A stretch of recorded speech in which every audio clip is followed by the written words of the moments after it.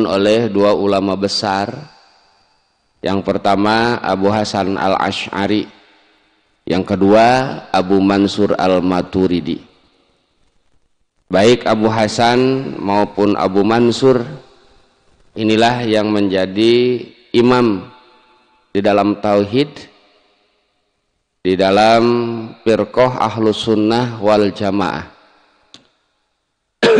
Adapun inti ajaran dari tauhid metode Asy'ariyah dan Maturidiyah, Masya Allah,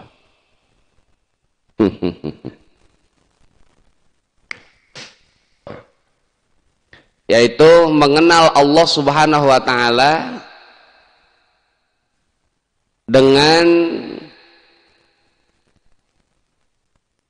mempelajari sifat-sifat Allah Subhanahu wa Ta'ala, dan ditetapkan di dalam akidah Asy'ariyah atau Maturidiyah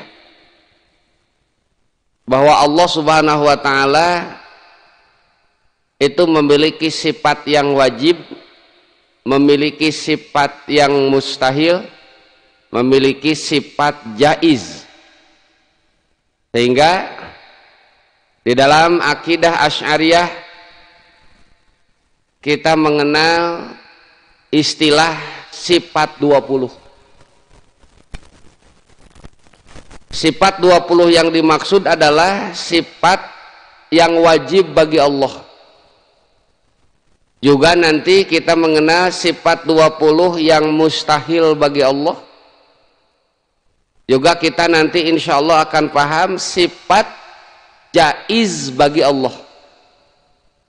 Sifat wajib 20, sifat jaiz 20, sifat mustahil 20, sifat jaiz 1. Sehingga sifat yang berkaitan dengan Allah itu ada 41. Nanti di penghujung kajian kitab ini kita juga diwajibkan untuk mengenal sifat-sifat yang wajib bagi para rasul. Sifat yang wajib bagi para rasul itu ada 4, yang mustahil 4, yang jaiz 1. Jadi jumlahnya yang berkaitan dengan para rasul itu 9.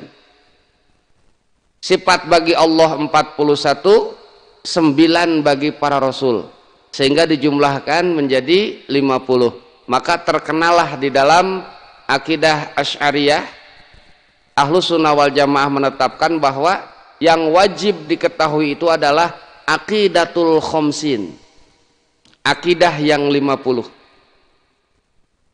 Ini adalah penjabaran dari 2 kalimat syahadat, asyhadu an la ilaha illallah wa asyhadu anna muhammadar rasulullah.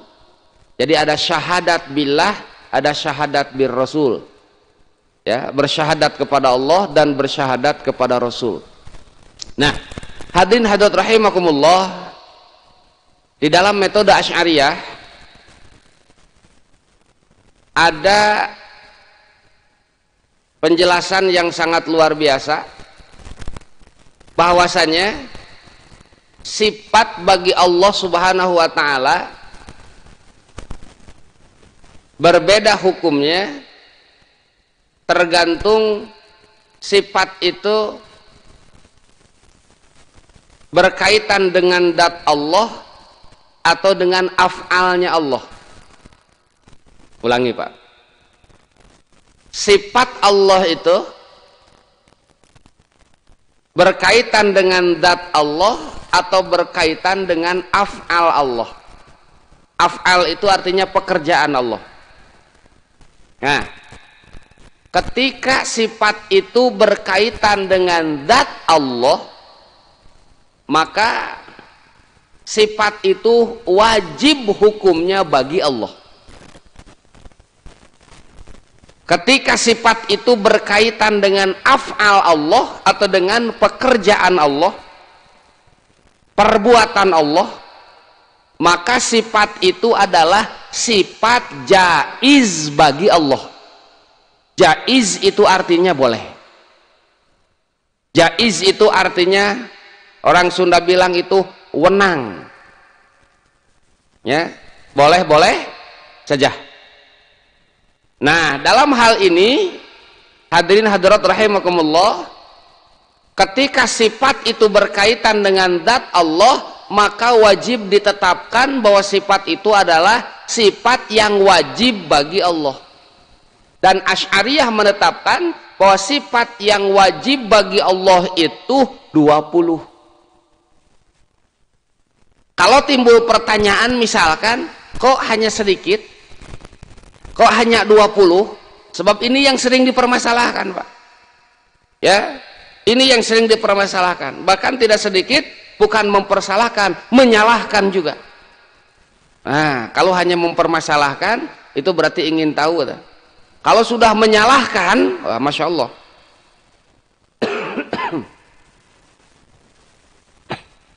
Kalau sudah menyalahkan, ya, berarti sudah tidak mempercayai terhadap metode tersebut. Padahal, nah, Masya Allah, metode ini dibangun di zaman ulama salaf, Pak. Ya, di zaman ulama salaf. Artinya di zaman ulama kurun yang ditentukan oleh Rasulullah Sallallahu Alaihi Wasallam.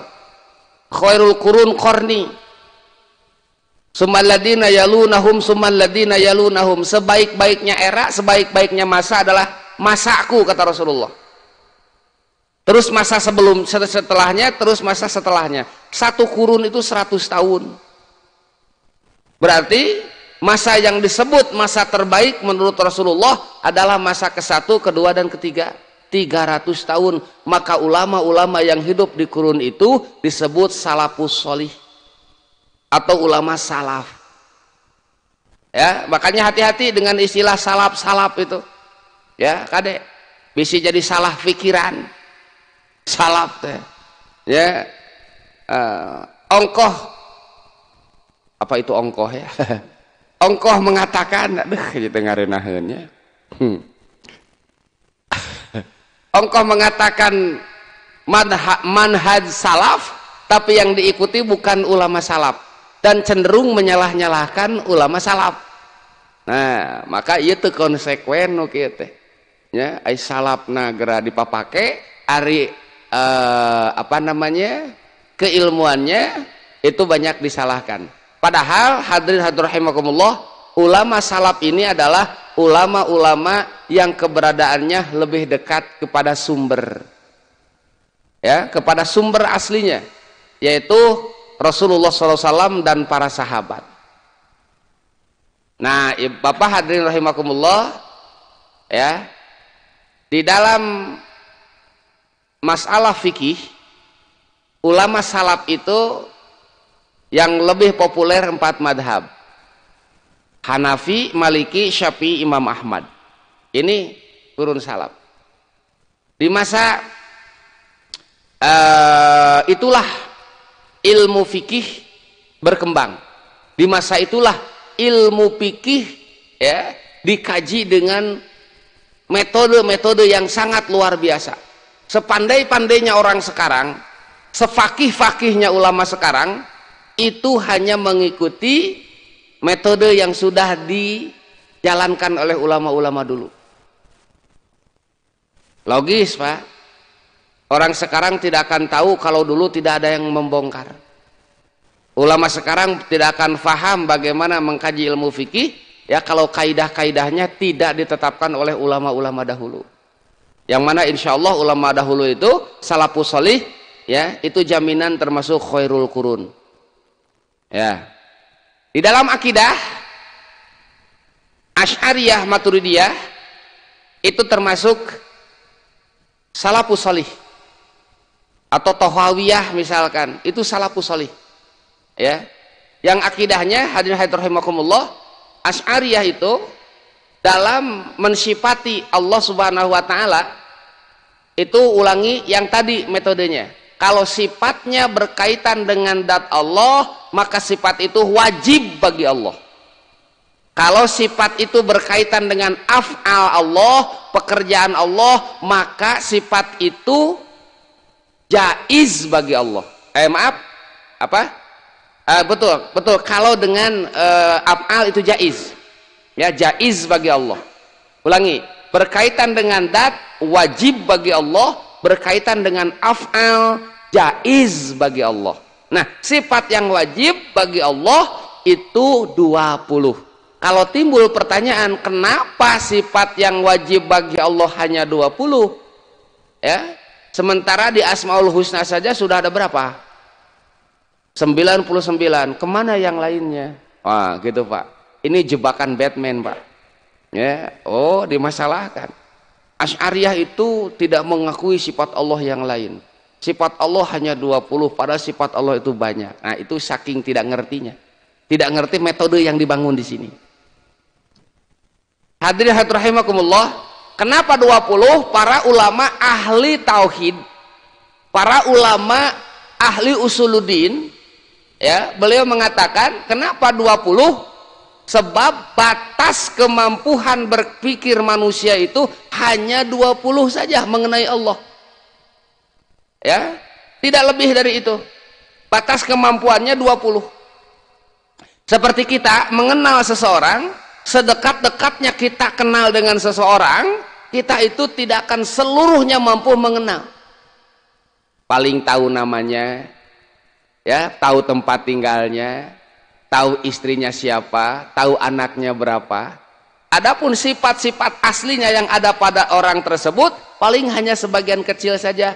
Oh, orangnya pintar, misalkan yang diketahui itu, ya, orangnya itu misalkan dermawan, ya. Adapun sifat-sifat yang lainnya, ya, itu tidak mungkin untuk diketahui. Ya, kita mengenal seseorang tidak akan bisa seluruhnya.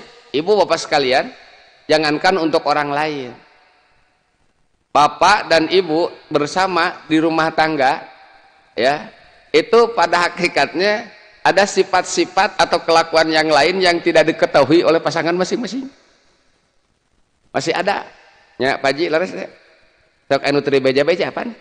Nah, gitulah istilahnya. Cuman globalnya tahu, ya, umumnya itu tahu. Oh. Bahkan ada yang sebetulnya pasangan kita itu tahu tapi kita tidak mau mengakuinya. Di antaranya bapak misalkan hayang nyanu ngan teu ngaku hareupeun pamajikan mah gitulah istilahna teh.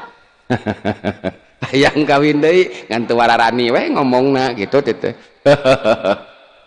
Istri kita itu tahu bahwa kita itu menginginkan itu, Pak. Ya, cuman urangna we teh nu teu wararani teh gitu. Ya.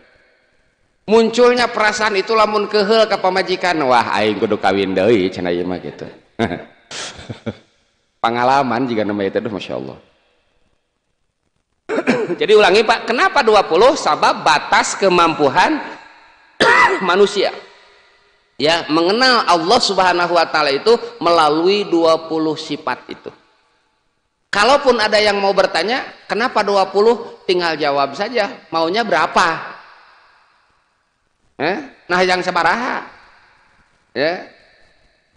Nah, melalui metode ini insya Allah Bapak Ibu sekalian, ya, bahwa Allah Subhanahu wa Ta'ala cukup dikenal atau cukup dikenali oleh kita ketika kita paham dengan sifat yang 20 ini. Makanya pada dasarnya, pada hakikatnya sifat, mempelajari sifat 20 itu adalah upaya kita untuk lebih ma'rifatullah, ya, untuk lebih mengenal Allah Subhanahu wa Ta'ala.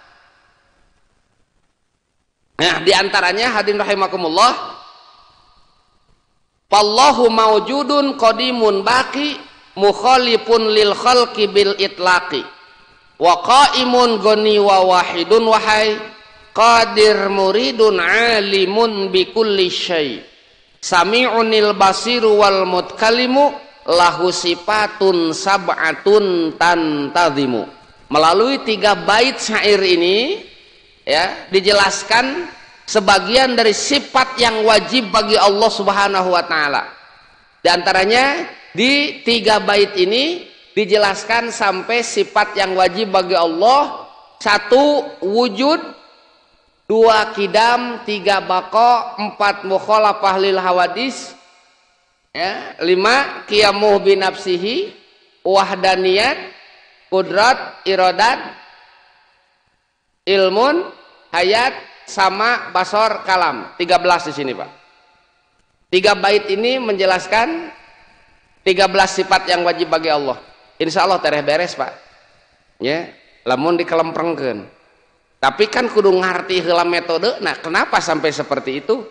Sampai menentukan misalkan wujud, qidam, baqa, ya. Sementara sekarang banyak pelajaran tentang akidah-akidah, ya, yang bukan dari pemikiran Ahlus Sunnah wal Jamaah, yang walaupun mereka mengaku-ngaku itu Ahlus Sunnah wal Jamaah, ya, padahal sudah ditetapkan bahwa Ahlus Sunnah wal Jamaah dalam makrifat kepada Allah itu mengenal sifat yang 20.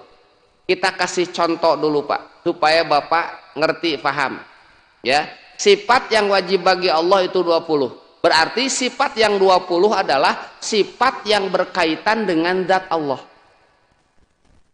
Ya, sifat yang berkaitan dengan zat Allah. Contoh yang pertama aja, wujud. Nah, yang pertama itu wujud. Wujud itu sifat yang wajib bagi Allah. Sebab wujud berkaitan dengan zat Allah. Bukan dengan pekerjaan Allah. Maka wujud ditetapkan sifat yang wajib bagi Allah. Cuman di antara dua ulama ini ada perselisihan sedikit, beda persepsi saja. Yang pertama mengatakan bahwa sebetulnya wujud itu bukan sifat tapi zat. Sebagian lagi mengatakan bahwa wujud itu sifat, tapi sifat yang tidak pisah dari zat, gitu, Pak. Ya. Wujud itu sifat tapi tidak pisah dari zat.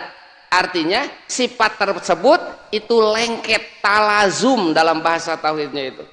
Tidak bisa dipisahkan. Setiap sesuatu itu pasti wujud. Sesuatu itu pasti wujud. Dikatakan sesuatu dikarenakan wujud. Bahkan maaf, Pak, dengan adanya sifat wujud inilah Allah Subhanahu wa ta'ala sangat mungkin terlihat. Sebab Allah wujud. Ya, maka Allah mungkin untuk dilihat.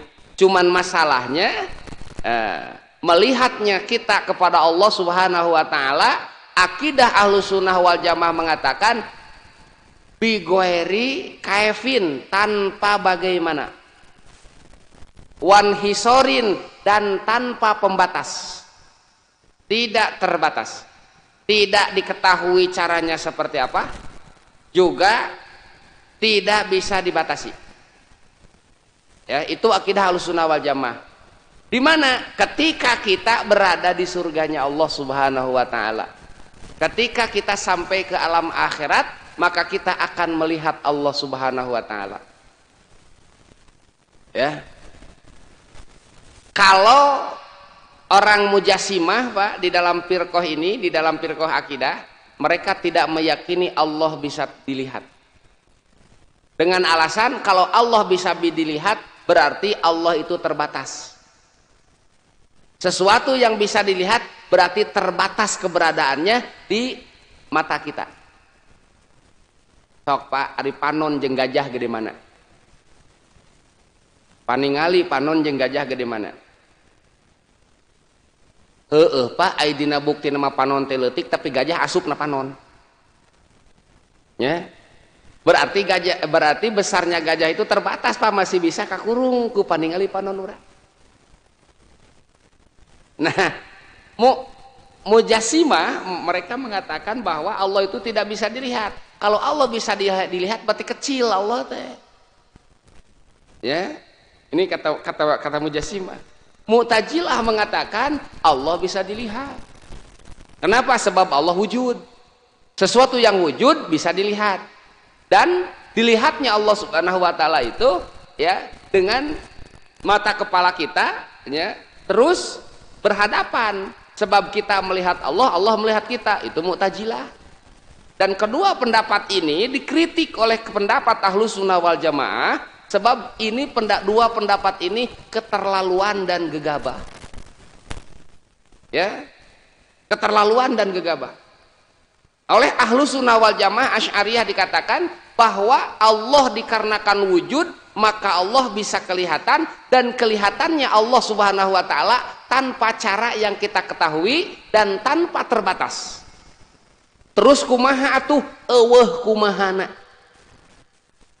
Kenapa? Mukhalafatulil hawadis, nanti beda dengan yang baru. Ngan yakin akidah Ahlussunnah wal Jamaah pada saatnya Allah akan bisa diketahui oleh makhluknya. Kewe di surga tong hayang tet koralengan di dia mikiran eta apa? Itu Ahlussunnah wal Jamaah, dan itu lebih selamat. Ya, itu lebih selamat. Itu Pak, ya. Nah, itu nanti nyambungnya dengan goniyun, di situ ada, yaitu qaimun goniyun, artinya qiyamuhu binafsihi. Nah, yang pertama ulangi, sifat wujud ini adalah sifat yang wajib bagi Allah. Kenapa? Sebab sifat ini berkaitan dengan zat Allah, maka keberadaan wujud itu adalah sifat bagi Allah. Secara logikanya, hadirin rahimakumullah, ya, kenapa Allah itu sifat yang wajib itu adalah wujud? Sebab kalau Allah tidak wujud, maka yang lain pun tidak wujud. Kalau Allah tidak ada, berarti yang lain pun tidak ada. Justru dengan adanya Allah lah semuanya jadi ada. Ini logika sederhana, Pak. Ya. Sebab kalau lebih diperdalam lagi sebetulnya mah tidak kena juga itu. Cuman ini mah untuk lebih bisa dipahami secara logika awam seperti kita, Pak. Ya. Allah wajib wujud, sebab kalau Allah tidak wujud tidak ada yang lainnya. Ya.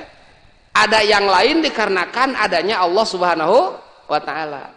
Padahal kalau lebih diperdalam, Pak, Allah mah tetap we aya, rek aya urang, rek eueuh urang, anger we Allah menaon aya gitu istilahnya. Tapi untuk sekarang ini hadirin rahimakumullah, adanya Allah Subhanahu wa taala itu, ya, dalil yang lebih gampang dipahami itu adalah wujudu hadhil makhluqat. Artinya adanya makhluk ini. Ya, ayana susu di painun sim kuring ieu Bapak sadayana, ya susu jahe ya Bapak gaduh teh. Tenan naon lah, engkewe engkewe bari uih lah, ya. Iya, ku sabab aya nu nyieuna, sabab lamun eueuh nu nyieuna mah teu aya. Jika minggu-minggu kamari teu aya pananda eueuh nu nyieuna. Ari ayeuna maka beneran aya we, ku sabab aya nu nyeuna, sabab moal mungkin sesuatu aya teu pupuguh gitu lamun teu aya nu nyeuna. Itu dalil non logika sederhana, dalil untuk wujud Allah. Logika apa? Ya. Wa dalilu ala wujudihi ta'ala wujudu hadhil makhluqat. Dalil wujudna Allah teh wujudna makhluk. Oh. Lamun Allah teu wujud, yang lain pun tidak akan wujud. Tidak akan wujud. Nah, gitu diantaranya Bapak sekalian. Terus kalau secara dalil naklinya, dalil di dalam Al-Quran tidak ada, Pak, teks yang jelas, ya, yang menyatakan bahwa Allah wujud. Bapak tadarus di Al-Fatihah nepi ka Anas pernah teu aya ayat Allahu wujudun misalkan mangih ayat gitu. Teu aya. Maka yang dulu sempat heboh itu, ya, bahwa Allah itu bahwa wujud itu tidak ada di dalam Al-Qur'an. Ya, tidak ada teks yang jelas, tidak ada teks yang spesifik, ya, menyebutkan bahwa Allah itu wujud. Beda dengan sifat yang lain. Allah misalkan qadim, ada ayat Qur'annya, ya, huwal awwalu. Terus Allah teh Bako banyak di dalam Al-Qur'an, wa yabqa wajhu rabbika dzul jalali wal ikram. Tuh. Allah sama, Allah basor, wa huwas samiul basir, jelas. Kalau wujud tidak ada, sok bapak tangan mesin kekorelengan oge. Dibaca di surat Al-Fatihah dugikeun ka Anas, moal manggih bapak ayat yang berkaitan dengan wujud Allah. Nah, di sini hadirin rahimakumullah, kalau metode Asy'ariyah tidak dikembangkan atau tidak diperjelas, ya. Tuh. Kita itu sebetulnya tidak akan mengenal wujudnya Allah dari Al-Qur'an, datu aya, Pak, kalimat wujudna teh.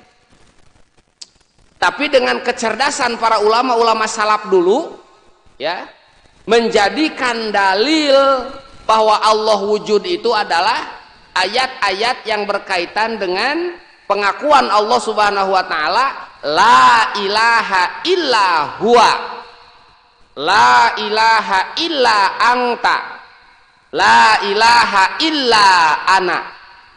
Ini ayat di dalam Al-Qur'an, banyak ayat ini, Pak. La ilaha illa huwa, la ilaha illa anta, la ilaha illa ana. Kalimat huwa, kalimat anta, kalimat ana, inilah yang menjadi dalil wujudnya Allah. Tapi tidak begitu mudah langsung dipahami bahwa kalimat ini yang menjadi dalil wujudnya Allah, tapi harus diperjelas. Huwa, anta, dan ana itu kata ganti, Pak. Ya, dalam bahasa Arab itu domir. Ya, kalau di kita itu kata ganti orang pertama, orang kedua, orang ketiga. Kata ganti orang pertama bahasa kita apa?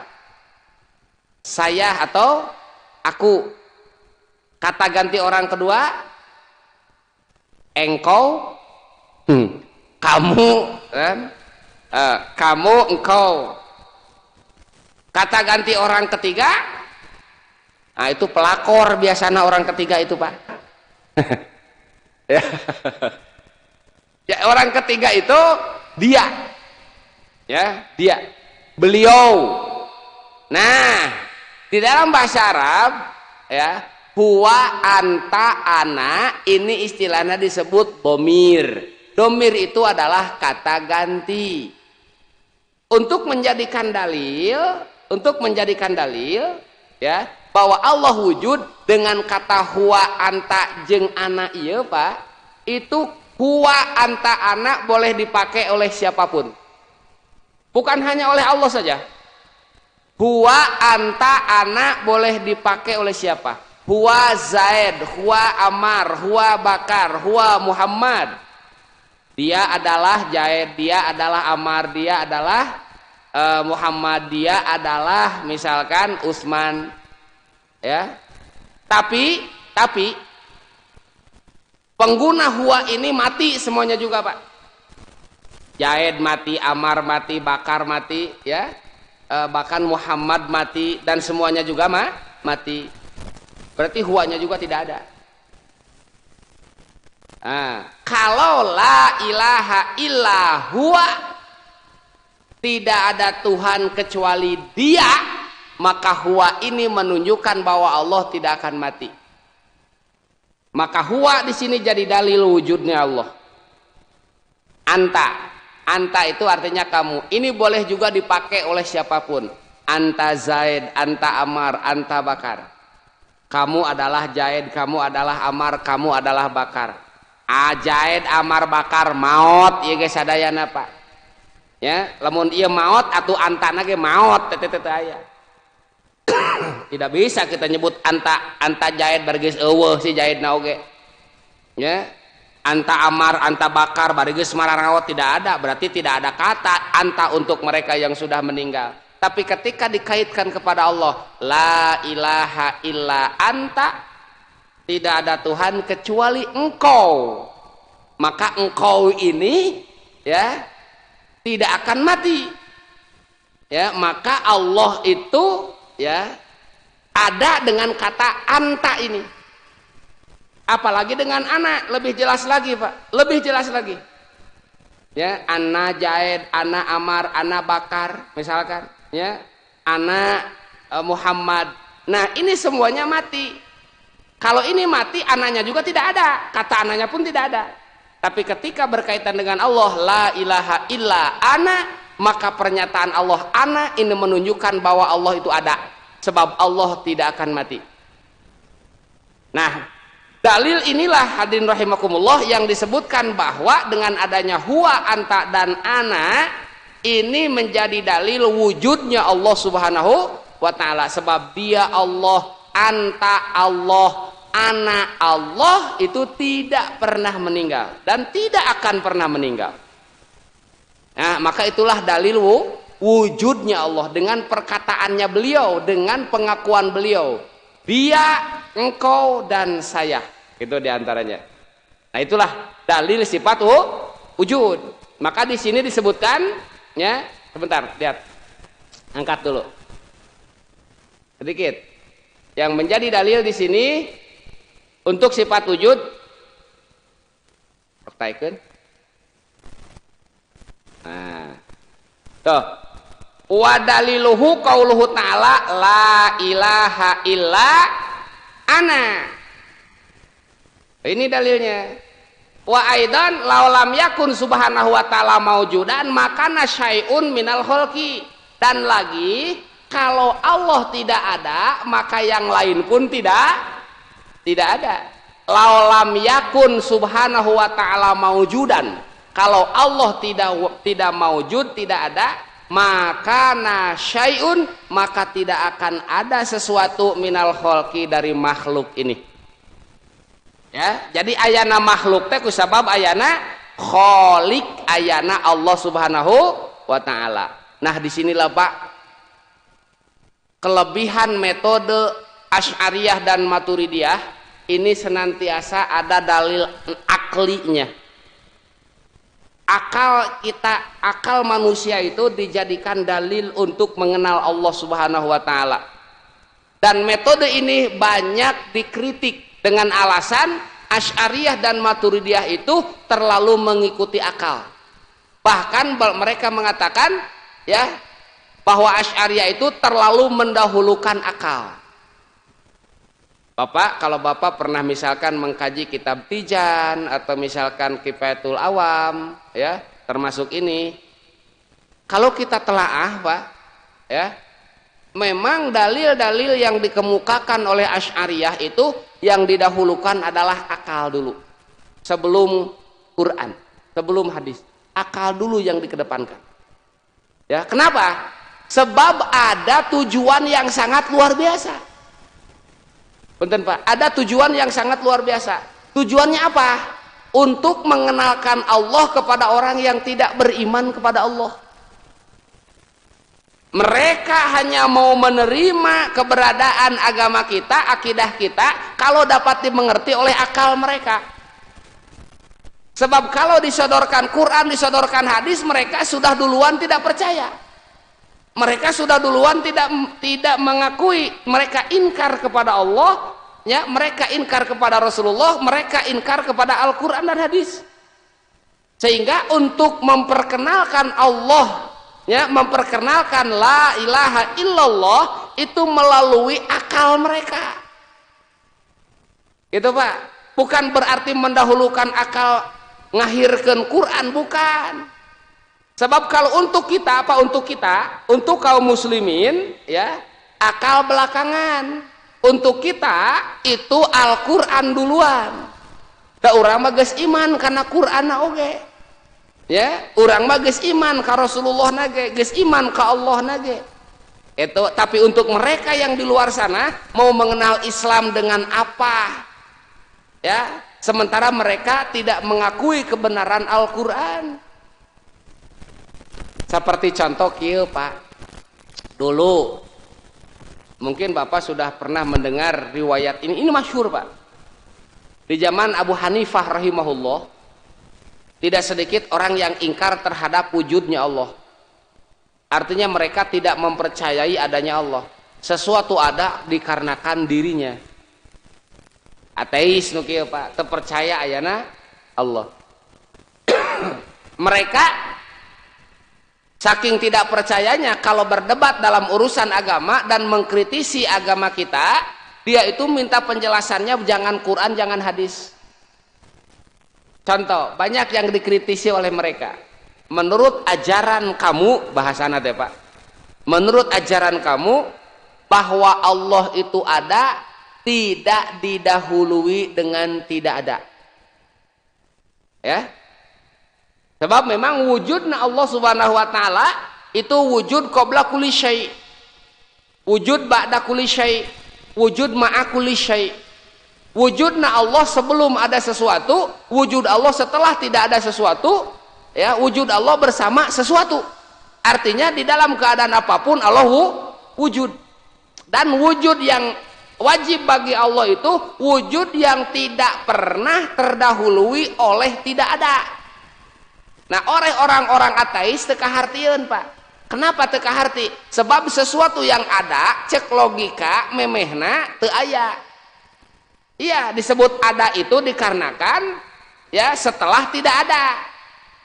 Itu ketika mereka ngomong seperti itu, mereka mengatakan, tolong jelaskan kepada saya ya, Allah Tuhanmu ada sebelum tidak ada, tapi dalilnya halus pakai logika, jangan pakai Quran, jangan pakai hadis, sebab kami tidak percaya Quran dan hadis. Tuh mentana teh otak Pak, akal logika anu dipentana. Teu kaharti ku kuring macana Allah aya tapi eueuh anu ngayakeunana, sebab sesuatu yang ada pasti aya nu ngayakeun, cek logika teh Pak.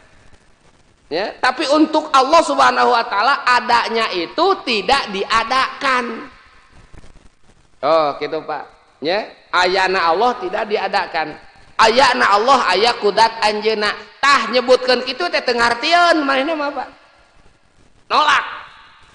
Bahkan mereka meminta penjelasan bagaimana secara logikanya. Sahur Abu Hanifah, ya kalau saya jelaskan kamu mau iman tidak? Ya, hitam di atas putih heula itu. Ya. Oke, lamun kaharti ya kuring rek asup Islam. Oh, jadi mentana teh dengan dalil logika, bukan dengan Quran hadis, sebab geus teu percaya masalahna. Tongken. Ketika Abu Hanifah menjelaskan, ya, kenapa kamu begitu sulit menerima akidah bahwa Allah ada tidak didahului dengan ada, dengan tidak ada. Anda kenal angka 1? Kenal. Ada angka 1? Ada. Coba Anda pikirkan angka 1. Angka 1 ada sebelum angka yang lain. Artinya angka 1 adanya itu tidak didahului dengan angka yang lain. Kalau angka 2, angka 3 dan seterusnya ada dikarenakan diciptakan oleh angka 1. 2 itu hasil dari 1 tambah 1. 3 atau tambah 1 lagi. 4 tambah 1 lagi. Tapi angka 1 ayakna teu kapiheulaan ku angkana naon. Kapiheulaan ku 0 mah lain angka atuh Akang. Da 0 eta mah. Kan kosong eta mah teu aya berarti angkaan. Angka itu dimulai dengan angka 1. Adanya angka 1 bukan diciptakan oleh angka yang lain, melainkan angka 1 menciptakan angka yang lain. Ayakna Allah teu diciptakeun ku makhluk, teu diciptakeun ku nanaon, justru nanaon diciptakeun ku Gusti Allah. Da gagaro sakitu ge Pak Haji teh ge. Kelanan asa heueuh cenah kitu cek manehna teh. Cek logikana teh. Tuh. Da permainan kitu dina Al-Qur'an jeung dina hadis Pak, tidak ada. Logika yang dikedepankan. Ya, sebagai analogi, sebagai pendekatan dalam berpikir Pak. Akhirnya orang tersebut mengakui, tapi saya belum mau Islam sebab pasti banyak hal yang tidak bisa saya mengerti di ajaranmu. Yang kedua, jelaskan lagi. Kalau ini terjelaskan dan saya bisa memahami, saya masuk Islam. Nu kadua apa? Make logika. Ya, akidah diwae. Menurut ajaranmu, orang yang masuk di surga tidak akan buang air kecil, tidak akan buang air besar. Memangnya Pak, di surga mah toilet. Ya, dan menyiksa atuh aya toilet, mah nya di tempat kenikmatan aya toilet. Ya, teu aya Pak. Di surga itu tidak ada buang air besar, tidak ada buang air kecil. Nah, menurut mereka sangat tidak logis. Kenapa? Sebab di surga itu banyak hidangan yang disajikan dan dimakan. Menurut logika, sesuatu yang masuk mesti ada yang keluar. Cek logika Pak. Bisa kumahaeun bunghakna beuteung urang Pak. Terus we diasupan keluar henteu, cek bahasa Inggris mah kabebeng nu kitu teh Pak. Terang kabebeng. Asup tapi teu daek keluar. Kita saja ya sehari atau 2 hari makan terus teu bisa aya nu kaluar, kumaha karasa beuteung urang Pak. Bunghak lalawara teh. Makanya mengeluarkan air, mengeluarkan kotoran, mengeluarkan angin sebagian dari kenikmatan itu teh Pak. Untuk apa? Untuk meleluasakan perut kita. Masya Allah Pak, sebelum dikeluarkan dunia ini sempit sekali Pak. Rupak geus teu hayang ngobrol jeung jejelema ge teu hayang. Sok Bapak lamun geus nyedak-nyedak teuing sakumaha kerame ge bakal ditinggalkeun teu hayang ngadenge aing mah geus teu kuat ieu langsung. Keluar Pak. Ya. Sakumaha kerseru-seruna gitu Pak. Ya, sesuatu yang sangat misalkan dipikaresep geus aya panggilan jiwa mah tah anger kudu keluar Pak. Penyiksaan eta teh diajak ngobrol kudu geulis ge moal didenge apa masih ngalaku mau ge nya kaela neng teu kuat ya akang ye pasti keluar ya. Begitu dikeluarkan alam dunya teh caang Pak brai we teh Masya Allah lega nepi ka doa nage alhamdulillahilladzi azhaba anil adza wa afani. Sok ngadaroa tara eta teh nikmat. Aduh Masya Allah akan nikmat eta teh Gusti nu agung.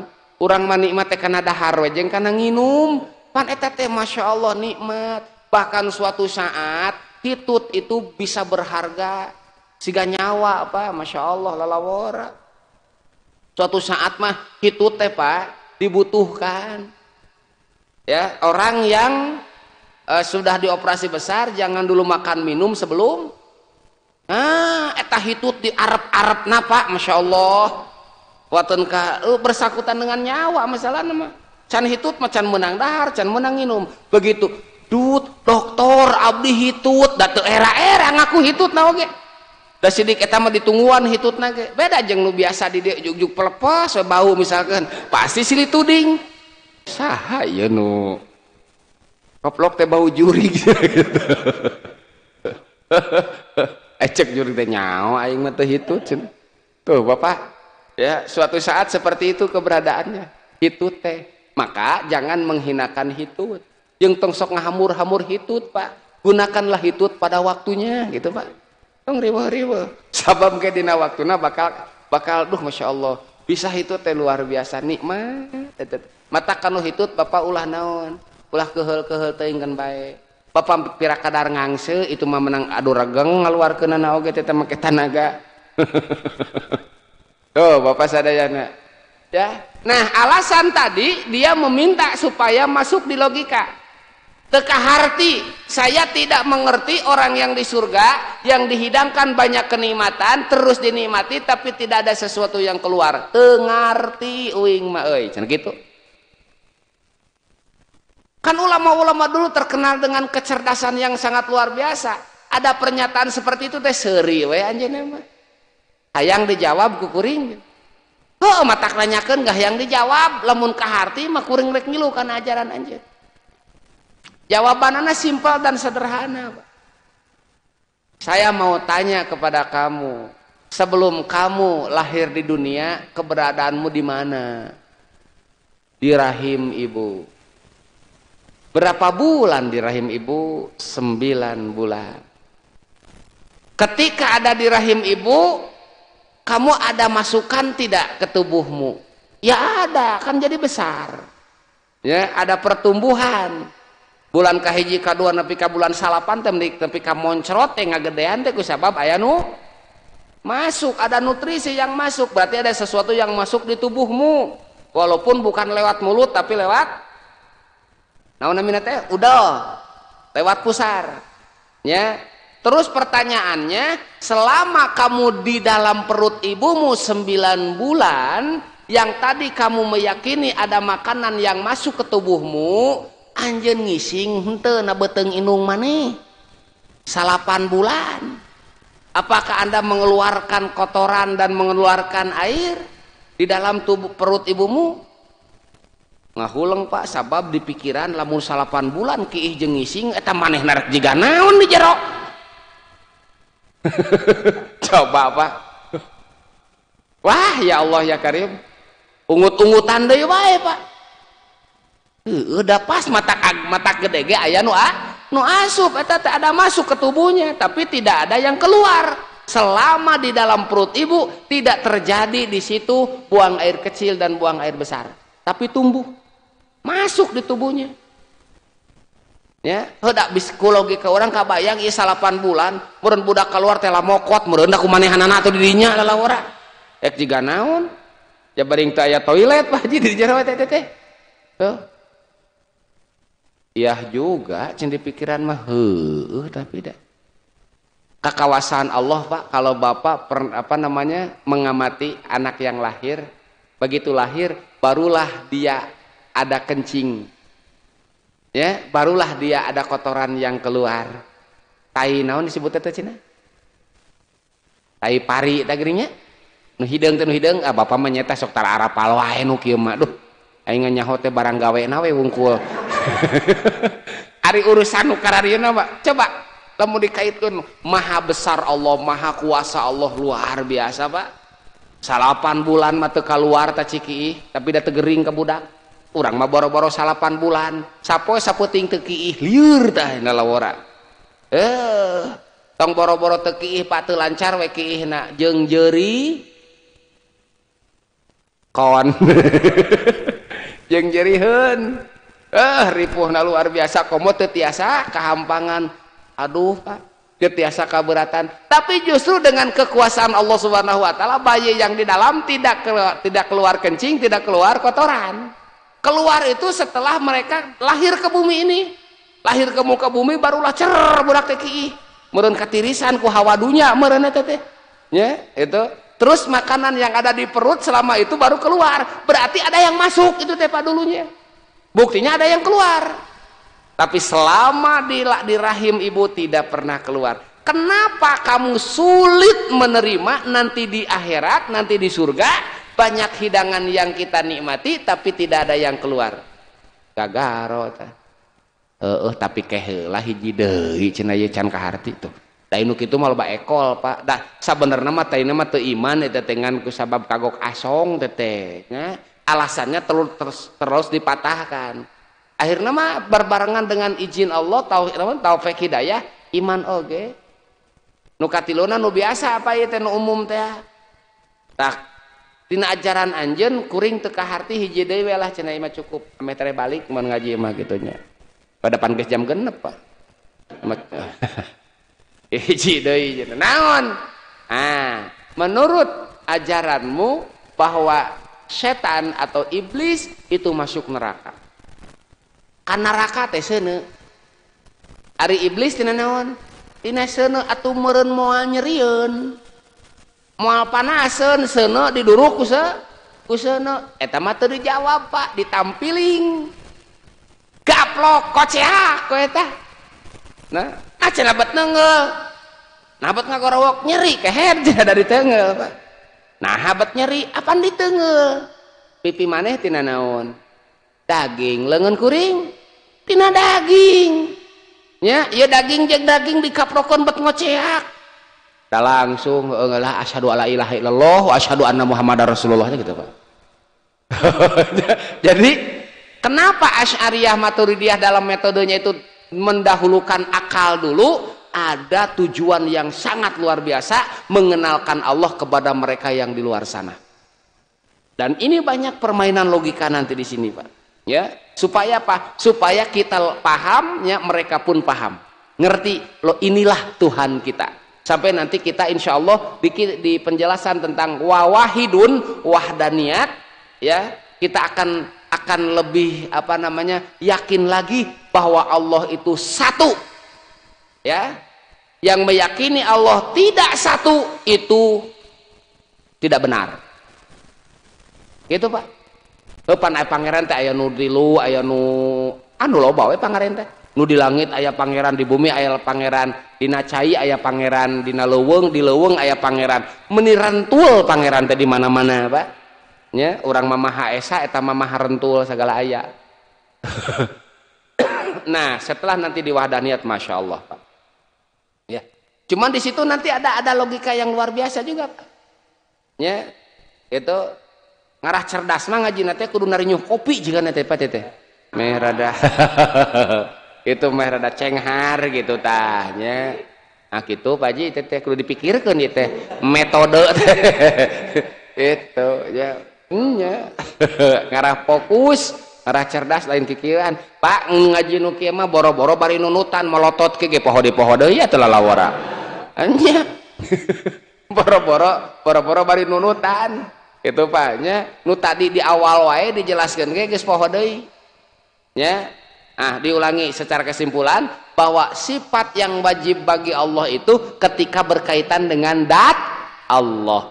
Ya, sifat yang jaiz bagi Allah ketika dengan berkaitan dengan af'alnya Allah. Ya, maka adalah sifat 20 semuanya sifat berkaitan dengan zat Allah. Maka di dalam akidah yang 20 tidak ada sifat yang wajib bagi Allah itu ridho. Tidak ada. Menghidupkan, mematikan, tidak ada. Kenapa? Sebab ridho, menghidupkan, mematikan ini sifat berkaitan dengan af'al, pekerjaan. Dan pekerjaan Allah itu tidak ada yang wajib, Pak. Tidak ada. Allah itu boleh, jaiz. Allah ngahirupkeun, Allah ngamaotkeun. Ngahirupkeun jeung ngamaotkeun teu wajib. Bagi Allah tidak wajib. Cuman kita wajib menekadkan bahwa yang menghidupkan dan yang mematikan adalah Allah. Ulah salah kade. Yang menghidupkan dan mematikan Allah. Tapi Allah menghidupkan dan mematikan tidak wajib baginya.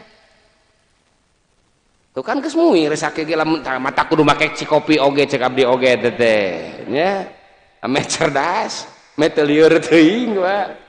Sok balik terhadap dilenyepan Pak. Allah wajib kita wajib menekadkan bahwa yang menghidupkan dan yang mematikan Allah. Tapi bagi Allah menghidupkan dan mematikan tidak wajib. Tuh. Artos itu Pak, sok dilenyepan. Mata kopina kudu hideung Pak ngarah cerdas. Iya. Model sifat wujud. Bahkan dengan sifat wujud berarti hakikatnya yang wujud itu adalah hanya Allah. Sebetulnya kita itu tidak ada, Pak. Kita itu tidak ada. Kita itu bukan ada, tapi diadakan. Ada itu hanya Allah. Awas ya. Yang ada itu hanya Allah. Kita itu bukan ada. Kita itu diadakan. Ya, kita itu diadakan oleh zat yang maha ada. Yang adanya sebelum kata ada itu juga ada, sudah ada. Lah, beki lieur eta mah Sia. Aduh. Kudu ngopi ya, Pak Masya Allah. Sok, Allah itu ada. Ya, kita itu bukan ada, Pak. Diadakan, berarti kita itu bukan ada, sebetulnya kita itu tidak ada. Ya, kuri urang mah lain aya tapi diayakeun. Kudat nu maha aya, nu aya na teh samemeh kalimat aya geus aya. Oh gitu Pak tetehnya. Samemeh kalimat ada Allah mah sudah ada. Atak jangan ada sajalah. Itu sok aya-aya wae. Begitu. Oke? Wallahu a'lam sakitu heula Pak. Lalawora sakieu ge lieur. Cekap mudah-mudahan dipasihan faham ku Allah Subhanahu wa taala. Assalamualaikum warahmatullahi wabarakatuh.